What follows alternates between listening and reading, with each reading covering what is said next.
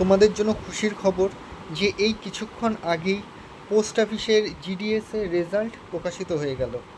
তো এই GDS result তোমরা ঘরে বসে কিভাবে নিজেদের ফোন দিয়ে দেখতে পারবে তার প্রসেসটাই আমরা আলোচনা করছি। তো এর জন্য তো প্রথমেই তোমাদের নিজেদের ফোনের ক্রোম ব্রাউজার ওপেন করতে হবে এবং Indian post GDS online .gov.in লিখে সার্চ করতে হবে। এটা সার্চ করলেই তোমরা ইন্ডিয়ান পোস্ট অফিসের অফিসিয়াল ওয়েবসাইটে চলে আসবে। এখানে আসার পর তোমরা নিচে একটু স্ক্রল করবে, স্ক্রল করলে দেখবে লেখা আছে GDS online engagement schedule July 2024 shortlisted candidate. এটার ওপরে এসে প্রেস করলেই তোমাদের সামনে দেখবি একটি পেজ খুলে যাবে যেখানে তোমাদের স্টেট ওয়াইজ তোমাদের রেজাল্ট দেওয়া আছে এবং পিডিএফটা দেওয়া আছে।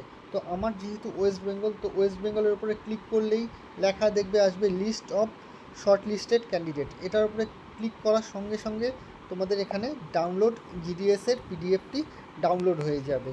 তো এবার এখান থেকে তোমরা নিজেদের সার্চ করে নেবে যে কত পার্সেন্টে তোমাদের জিডিএসে কাদের কাদের নাম এসেছে।